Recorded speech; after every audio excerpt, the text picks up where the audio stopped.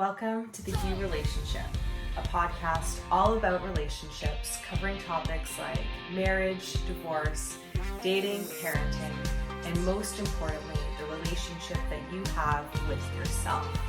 I'm your host and Women's Heart Guide, Maria Juzwin, and I'm here welcoming you with open arms to this amazing solo episode.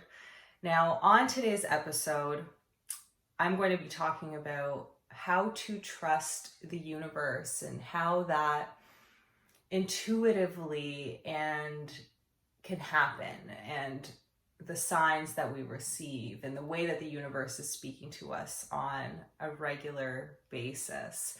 And I just want to share with you, I'm doing something new with this episode because I am also video recording it to post on my YouTube channel and on my website. So for those of you that want to see my face as I'm doing this, then you can check out my YouTube channel at youtube.com/Maria Juzwin, keeping it simple.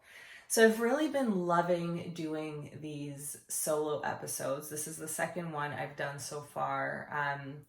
And it's really a way for me to share with you and connect with you about the life experiences that I've had, the learnings that I've garnered in the process, the guidance that I provide my clients. And it truly is such a joy to be able to speak with you in this way. Now, having a video camera set up at the same time, slightly outside of my comfort zone, but let's flow with it. I tend to channel and receive intuitively everything that I cover off in these episodes. So I really do hope that you enjoy it. Now, this topic of trusting the universe. And when I say trusting the universe, I think of it as trusting the unknown, trusting that whatever lies ahead is meant for your highest and your best. You can also call it surrendering, but surrendering with the fullest trust possible. Now, we are in a society that is constantly telling us what we need to do, where we need to go, how we can control things, how we can take things into our own hands and make them happen for ourselves. There is this big focus on action, on going after what you want, and kind of like a no excuses mentality that if you really want something, you can make it happen, and that there is no viable explanation for it not to happen. If it's not happening, it has something to do with you, and probably typically implying that there is something wrong with you or wrong with what you are doing. So let's use the example of wanting to conceive.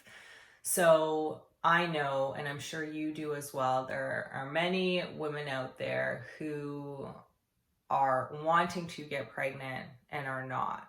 And I'm careful not to use the word struggling because that just creates a very negative connotation around this. So women are trying to conceive and it's not happening for them, and that becomes very frustrating. Now, I'm sure that those that you know who are in this situation are most likely going to fertility clinics, using ovulation kits, monitoring their cycles very quickly, and getting very frustrated, potentially spending a lot of money as well if they go down the IVF route, whatever it might be. And that's a lot. That's a lot of wanting to make things happen and wanting to control something. And, you know, the messages that we do get and what is being communicated to us women is your worth is defined by your potential as a mother. That in some form, although it has shifted, thankfully, in society quite a bit, but there still is this underlying connotation of, in order to be complete as a woman, it is important that you also become a mother. So there's that added layer of pressure and expectation and influence on women making the choice to become mothers. It is most likely not a conscious thing. This isn't something that many of us or most of us are thinking like, oh, I need to become a mother so I can be more worthy. But it likely comes up when you are trying to conceive and it is not happening, and the story of like, who will I be if I don't become a mother, that I'll feel unfulfilled in some way. And that's not necessarily always meaning that it's because you're being pressured by society and that's the only reason why you want to become a mom. Of course not. But I just want to identify some of the societal expectations that may be pushing us into wanting to control things and make them happen, which is very much the opposite of really surrendering. So, okay, so there's this aspect of wanting to conceive, feeling like your worth is associated with being able to do so and being successful in doing so. And then, there's all kinds of stories that will come out about this celebrity couple having trouble getting pregnant, or things you see in shows and movies and whatever. And most likely, I haven't looked at the stats, but I would guess that it has become more challenging for women to conceive. Now, there's many factors playing into that. One of them definitely has to do with the pressure of the society in general and the lifestyles that we are living as women. I remember this woman telling me she had done a bit of like a clinical trial with a group of women, pregnant women, and testing out their stress levels.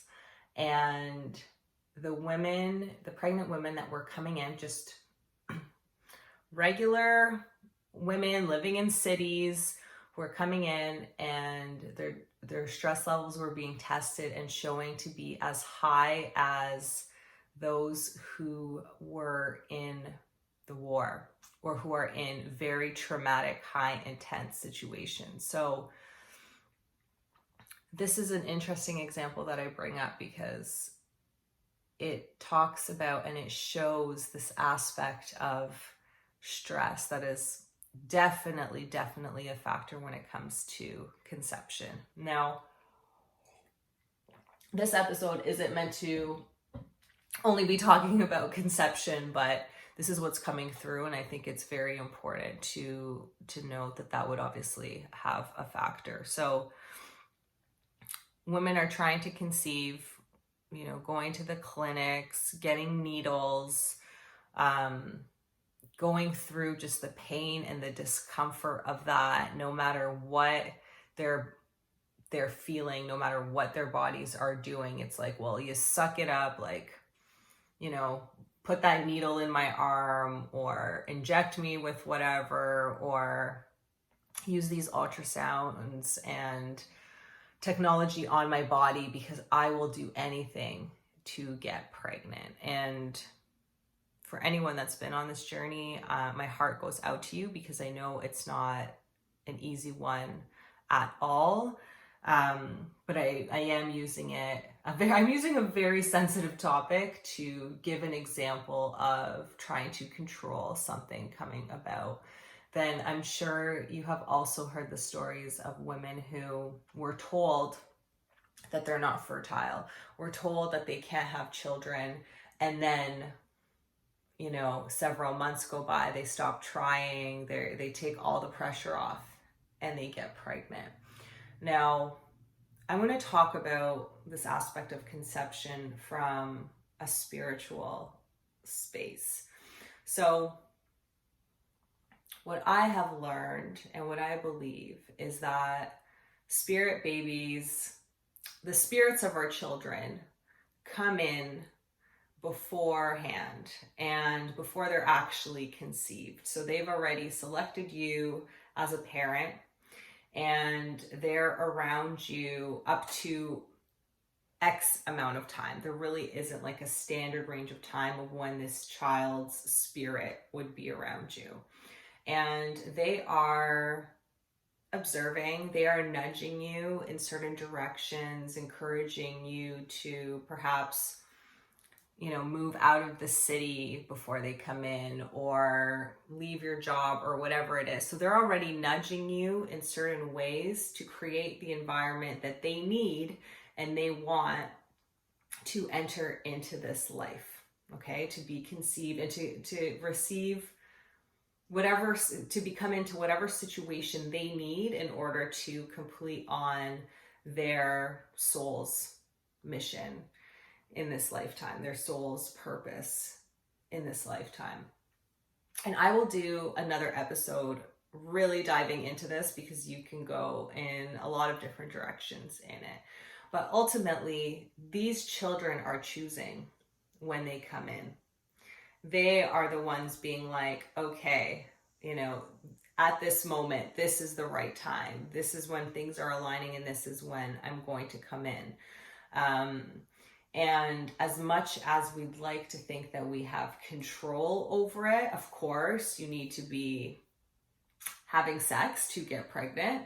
Or, in the standard way, there's obviously other ways to be conceived as well. But ultimately, I invite you to consider that it is not fully in your control. It is one of those things in life that we don't have the fullest control over, even if we think we do. Because even going to the clinics, to the fertility clinics and all that, there still are no guarantees that you will get pregnant, that this child will come in. Because it really isn't necessarily about that. And there's more to it for them. Like, it's, what I'm trying to say here is trust that this child will come in at the time that is most appropriate, or I should say aligned for them. And if we were to be giving into this control and this need to make things happen for ourselves all the time, it is stressful on our bodies. And stress, we know this, stress actually deteriorates our bodies. Stress is a killer.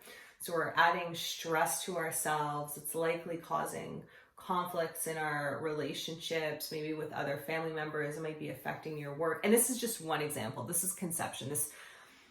We're trying to control everything in our lives, everything, right? To how our bodies look, to, how our relationships go, how our partners behave around us. Like, this aspect of control is quite severe and pretty toxic and unhealthy to us as humans. It's not supportive to be trying to control everything. And it is a false illusion that you actually do. There are forces out there that want you to think that you have control. So you buy their products, use their services, whatever.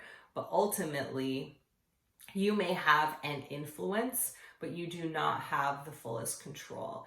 And what we are being asked to do is to just be fully in this life experience, to go through the ups, the downs, the question marks, the challenges, and just be present in it and surrender to the experiences. Because when we fight them, it causes stress, it causes frustration. So what things that you can do when it comes to trusting the universe, and why it's important to trust the universe, is when you trust the universe, you trust that things are happening for your highest and best.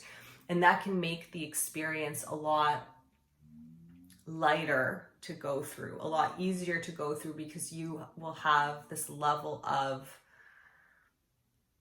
trust in it. Even if it's a difficult experience, you know that at the end of this, good will come to you because of it. And good will come to others because of it. It may not be the way that you want it to look. It may not be specific to your idea of what the result should be, but that's okay. Just trust that it is still for your highest and best. We can't see what's 10 years down the line. We can't see what's 6 months down the line. So in the universal scope, time, it doesn't even exist. So there is that perception if we're thinking of the universe, or if you want to talk about God or source or whatever it is that you want to call it, there is that perception there of the full picture. So trust in the full picture. You did not come in to this life for it to defeat you in some way. You came into this life to grow. So the universe is speaking to us and sharing with us in so many different ways all the time. And depending on how spiritual you are, depending on how connected in with this you are, you may be noticing some of those signs already. So the universe will speak to us through numbers, through multiple numbers. You might see a certain number popping up all the time. Definitely look that up. See that there's a message in it. You're being communicated to through the people that show up in your life, the mirrors that they are, whatever it is that they're reflecting back to you for you to learn. You're being shared with also through your own body and through your own heart. So what's super important is that when you are trusting the universe, that ultimately you are also trusting yourself, that you are trusting that you are your own best guide, that you are the wisest person to guide you in any situation. And what that looks like is actually listening to your body. It's listening to the anxiety that comes up. It's listening to the excitement. It's listening to the joy and following that, right? Like, the more you can spend time feeling into what your body is telling you and what your body is showing you, the easier it will be for you to actually hear its messages. So we talk about meditation all the time. You're hearing it from all angles, but that's because there's so much validity to it. It's because when you close your eyes and you're just with yourself and your physical body, you are able to realign yourself, first of all, get out of your head, because you don't want to be in your head and you don't want your head operating and running your whole life. And it allows you to start being able to be present with what your body is telling you. So say, for example, you meet a person on the street, or maybe you have friends over and they invite, Bob to come in and for Bob to join you. So Bob comes, you've never met Bob before, but the second you meet him, you get this like tension and knot in your stomach. Okay. Now, you might not even notice this knot, or you might be like, oh, I'm just nervous, I'm meeting someone new, or, oh, that's just my social awkwardness, like, and brush it off and not really give much attention to this natural feeling and sensation that you've gotten within yourself. And your body is now at this point communicating something with you, that something is likely off. So anyways, you and Bob hang out, you have some drinks, seems like a really great guy, like, especially after you've been drinking, you're like really not in your body, and you end up, let's say, hooking up.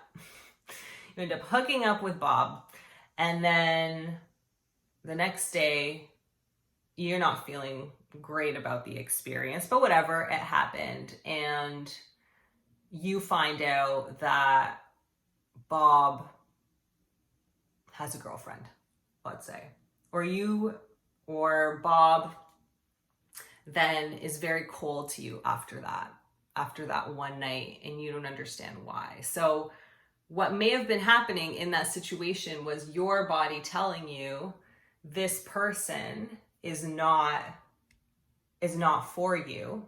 This person is making you nervous in some way because there may be hurt that is coming up in the process, but you ignored it or you didn't recognize it for what it was. So that's like a pretty, maybe it's not the most common example, but there are constantly things that are happening in our lives and our bodies are responding to them and telling us yes or no. Or let's say another example is your friend calls you up and says, oh my gosh, you need to come to this cottage this weekend.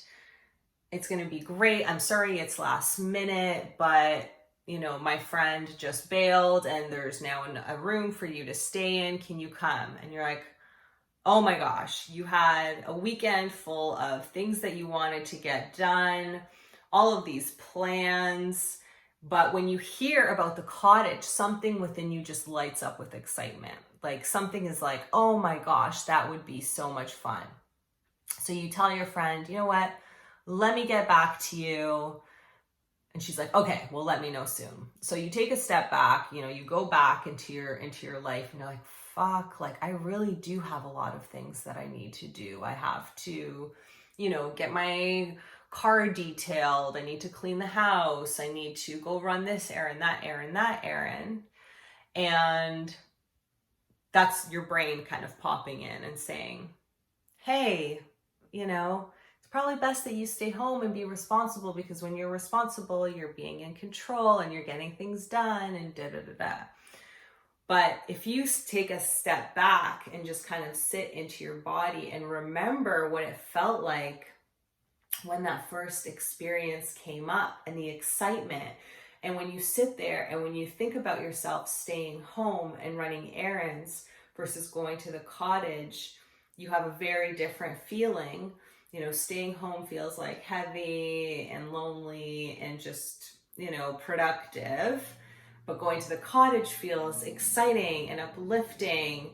Then again, your body is communicating something to you. So in that moment, you can check in and say, okay, well, I am feeling excited about the cottage. I know I have a lot of things to get done. These things will get done. I'm going to go to the cottage. Go to the cottage. You have one of the best weekends you've had in this summer, this year, and it's unforgettable for you. So this wisdom in our bodies, and I'm trying to keep it pretty basic at this point, but it comes down to anything, and it can apply to choosing what you eat, intuitive eating. It can come to making decisions in your work, in purchases, and what you say to someone, like so many different areas of your life. But ultimately, if you can follow your joy and follow your excitement and then pay attention when your body is telling you something otherwise and asking yourself why, that would be really powerful and very shifting, an excellent way to trust the universe and ultimately trust yourselves. So as you continue doing this more and more and listening to these nudges and paying attention to the signs around you, this will become more of a comfortable act. It will become a lot more comfortable for you to just take a step back and relax, So I can give you the example of when my relationship was ending, I was like, even though it was my relationship, I should say my marriage, it was my choice ultimately, but that choice came from like the strongest gut feeling I've ever had, like full body gut feeling, but also panic of like, you need to get out of this. And I listened to that and I trusted it, and I would continuously check in with myself and be like, okay, is this the right decision? Am I, being in my wounding right now? Am I just scared or whatever it is? Am I not willing to put up the fight? Am I taking the easier route? And every time I would check in, my body was like, no, you need to go. You need to go. And if I had shifted into control mode, then it would have been like, okay, well, now we need to see all the therapists and figure this out. And, that probably would have extended our marriage a little bit longer, probably would have gotten pregnant. That would have automatically extended things, but that did not feel aligned for me. And I would also pull cards, and my cards would affirm my decision. I went to a psychic, she affirmed my decision, and it was like there were all these signs coming through around me that this was meant to happen. So actually the week that it went down, my actual engagement ring broke and the diamond was lost for 24 hours. Then the same house that was same model as our house on our street went up for sale. So I was getting these signs of something is ending, something is shifting.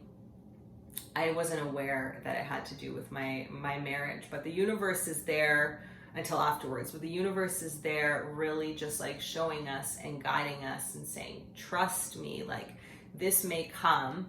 It might not be what you want, but what's on the other side of it will be really beautiful and will be really powerful. And I can say that through and through. I could not be happier with my life right now. I'm so grateful that my marriage ended. I have nothing but great things to say about my ex-husband, and I'm so grateful for the 8 years that we had together and the experiences I had and the friends we made and the trips we took on. Like, it was really awesome in many, many different ways. But my life truly began in many ways when I left. And that was because I was finally living for myself and trusting what was best for me and what was best, what was most aligned for me, even though I had no idea how it was going to go. And even now, let me share with you another example, because this is something that I'm super passionate about. It's the work that I do. I guide women to listen to their hearts, to honor their truth, and take action to support that. And a lot of the time that's super scary and it's super uncomfortable because they don't know what the end result will be. They don't know. There are no guarantees. It feels uncomfortable. It feels risky. It feels scary. And I'm sharing this because I know, I get it. I've been there. I'm still in it. So I've made the choice to move out to Squamish, British Columbia, which is just under 4,000 kilometers away from where I live now. If you want to put that in terms of like travel time, let's say it's a 5-hour flight and a 4-day car ride. Okay, so it's pretty far. It's across the country. It's on the west coast of Canada. And it's also a very small town. It has 20,000 people. So quite small. Right now I live just out of Toronto, which has millions of people. It's very different. And I am actually, now that I say it has millions of people, I throw out these stats sometimes and I might be wrong, but anyways, it is significantly bigger than Squamish. And again, me moving out there very much so came from me visiting there a few months ago. Again, an intuitive hit that I received in the middle of this global pandemic, that I was to drive across the country and check out British Columbia. Okay, that came through again as something that I received in meditation months before, that I was to travel across the country with my dog in the spring. And And then the spring came. My friends actually did it on their own, this couple that's very close to my heart. And they messaged me, or I messaged them being like, what? You're doing this? That's amazing. That's my dream. And they said, well, why don't you come out? We have somewhere you can stay. So within 4 days, I basically got my life together. I had to do my taxes. I had to get some winter tires off my car. I was like launching a program, had a bunch of things to do, like for my work as well, for my business, and just packed up the car. And then we left the day of a polar vortex that was coming in.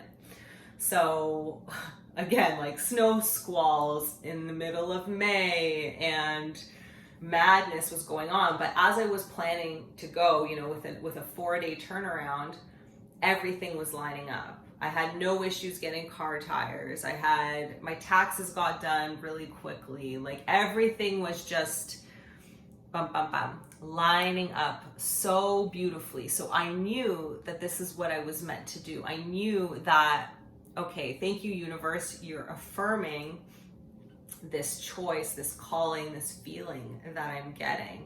And even heading out there, I was like, oh my gosh, I don't know what the experience will be like. Like I know hotels are open, but I don't know how open they are, and am I going to get pulled over? Are they going to ask me to head back home? Like so many fears. The longest I had ever been in a car was driving on my own was maybe 6 hours in my 20s. And this was the first time I was doing it with my dog, and driving for 40 hours across the country in the middle of a pandemic. So massive amounts of trust took place. So that actually took me to British Columbia, and then I had nothing but incredible experiences in every city and every town that I visited. I was just so happy. But anyways, that ended up taking me to Squamish, which once I was there, even though it was like still very much had these like COVID vibes, people were fairly closed off, like not a lot of things were open. When I was there, I felt like I was home. And when I left, I cried, and I knew in that moment that this is where I meant to live. That was it. I didn't fall in love while I was out there. I didn't get some great job opportunity while I was out there. It's not like I met people and was like, oh my gosh, you're my tribe. Like none of that took place. It was the wisdom of my heart. So I came back home to Ontario and gave notice on my house. I'm renting my house, that I was leaving in 2 months. And then my place went in 2 days. And now, as we speak, as of today, I'm moving in about 5 weeks. I still don't have a place out there, but I'm trusting that it is all happening for me in this way. And I feel like I don't have my place yet, even though I thought I would have it by August 1st, which was a few days ago. I know that this is coming up for me because it's teaching me to trust even more deeply. Okay. So I've kind of been, upgrading in the levels or whatever it is regarding trust, right? Like leaving my marriage, leaving my career, traveling to Australia on my own, driving across the country on a whim, now moving into the mountains into a very different place. And I've lived in Ontario since I was 2 years old. So that's been 34 years. It's a very long time. I'm very comfortable in this province, but when our heart calls, and if we can honor what our hearts are telling us, what our bodies are telling us, where the universe is guiding us, and trusting that it will all work itself out, it honestly will. It will. And we have a choice. We can fight it and struggle through the process, or we can surrender to it and allow the lessons to come through and just be in it and be present and enjoy it as much as we possibly can. So that's what I want to share with you about trusting the universe. And just to tie it back again to the conception piece is sometimes when things are not working out in the way that you want, you're being asked to take a step back and to surrender and to let it go for a while, to maybe reevaluate. So I really invite you to not get caught up in the trap of take control, take control, take control, to influence what you can, but only be doing and taking the actions and making the choices that are feeling good within your body and that you feel intuitively is best for you. And if you're unsure, ask the universe for guidance, ask the universe for signs. Go within, pull out your oracle cards. You can have conversations with people if you feel like you value their opinions. I often don't overly recommend clients necessarily go to their parents for guidance, because often there's some trauma there from our parents, and you probably already know what they would say anyways. But yeah, there's so much guidance that's available. There's so much beauty in your life and that is awaiting you, and if you can just trust it, then you will feel a lot more at ease in the process. So that is what I wanted to share with you about trusting the universe. Thank you so much for listening. If you haven't already, I invite you to subscribe. Then you get every new episode that comes out right into your library.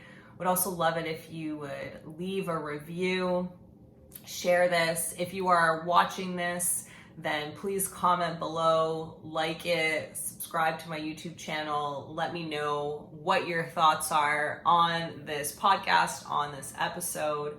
And if you want to go deeper inwards and start trusting the universe fully for yourself and in your life, then check out my website, mariajuzwin.com. I have an amazing one-on-one program called Fully Unleashed, where we'll work together over a 3 to 6 month time frame and help you get clearer, get to a space of living in alignment with your truth and your desires, and it'll be a very transformative process for you and a really rewarding one as well.